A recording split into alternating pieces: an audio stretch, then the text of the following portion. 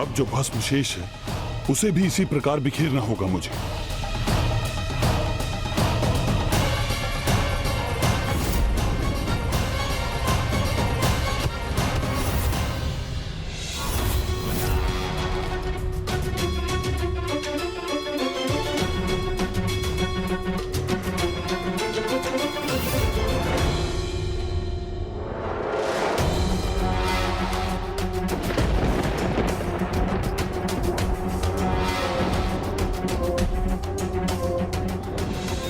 शेष भस्म वो यहां से कहां चली गई? भला कहां अदृश्य हो सकती है?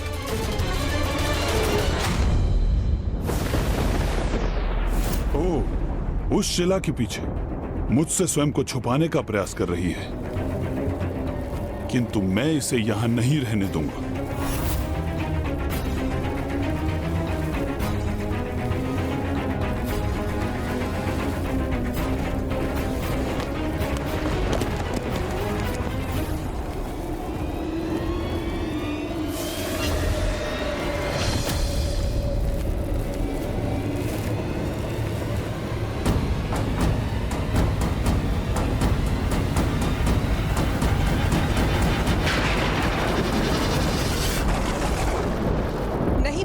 ग्रीफ नहीं पुत्र है ग्रीफ।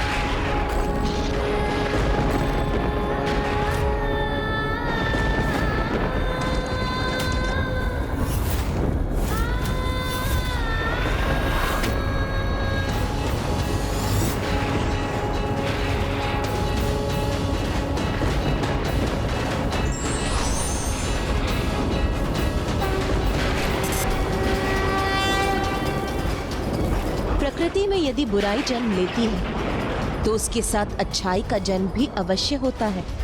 ये तो प्रकृति के विनाश और सृजन और पुनः विनाश के चक्र का ही भाग है। इसी के कारण अनेकों अधर्मियों ने जन्म लिया है। भले ही वो ताड़कासुर या हिरण्यकश्यप, उन्हें उनके जन्म के पूर्व नष्ट नहीं किया गया पुत्र। किसी भी व्यक्ति के पापों की गागर भरने के पूर्व उसे दंड नहीं दिया जाता। इसीलिए तुम प्रकृति के कार्य में बाधा मत डालो पुत्र।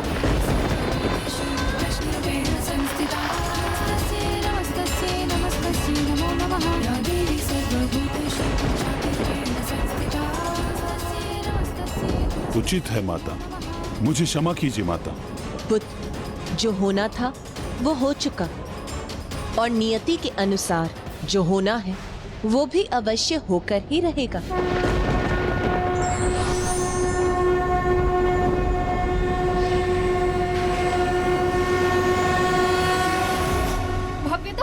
हाँ हाँ, कितना अद्भुत आयोजन है। हाँ हाँ, भव्य तो होगा ही।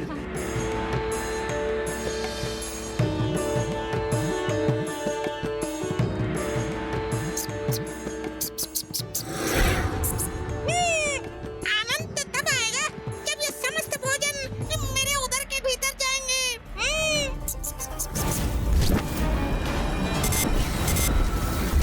मेरे मन में तो अभी तक वही प्रश्न उमड़ रहे हैं कि उन विचित्र घटनाओं के पीछे क्या कारण था। पिताश्री,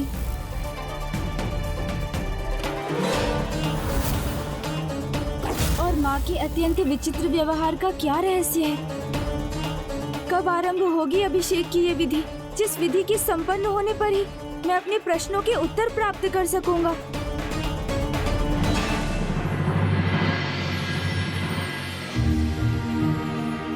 अब यहाँ प्रथम पूज्य श्री गणेश का पंचामृत अभिषेक आरंभ करना चाहिए।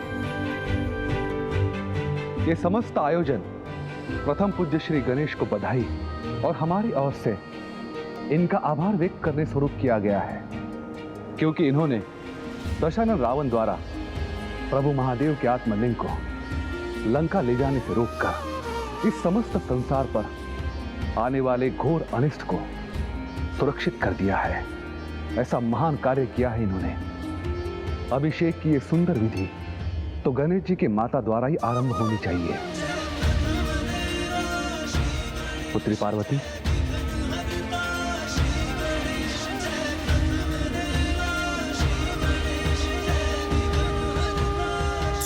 प्रभु, अब आप ये समय उचित है। अब मैं माँ से अपने प्रश्नों का उत्तर भी जान सकता हूँ। माँ, मुझे आपसे कुछ कहना है। पुत्र, मुझे ज्ञात है तुम्हारे मन में तो सदा भांति भांति के प्रश्न उत्पन्न होते रहते हैं, किंतु ये प्रश्न और उत्तर में उलझने का समय नहीं है पुत्र। एक बार अभिषेक संपन्न हो जाए, उसके पश्चात हम अवश्य वार्तालाप करेंगे।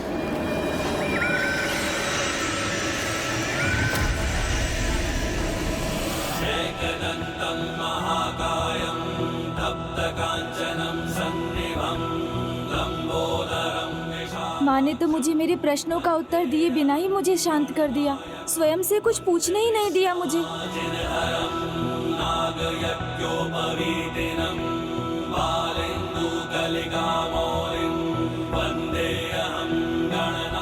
आइए देवी मैना, अपने सर्वाधिक प्रिय नाती का आप दही से अभिषेक कीजिए। सूर्यकोटि समप्रभ निर्विघ्नं कुरु मे देव सर्वकार्येषु सर्वदा।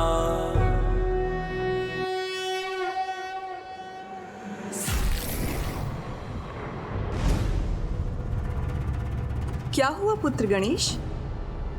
किस विचार में हैं आप?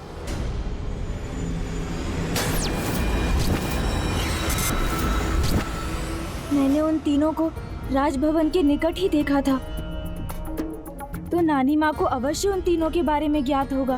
तो क्यों ना मैं इन्हीं से पूछकर देख लूं।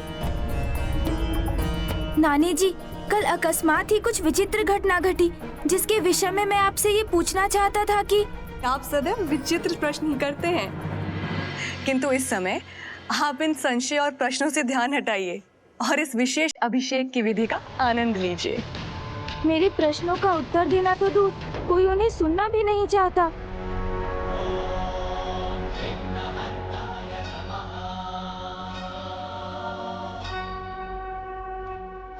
प्रभु, अब आप गणेश का ग्रीस का अभिषेक कीजिए। नहीं महाराज ही मोहन, आप उसके नाना जी हैं, इसलिए मुझसे पूर्व तो आपके द्वारा ही उसका अभिषेक सर्वथा उचित है।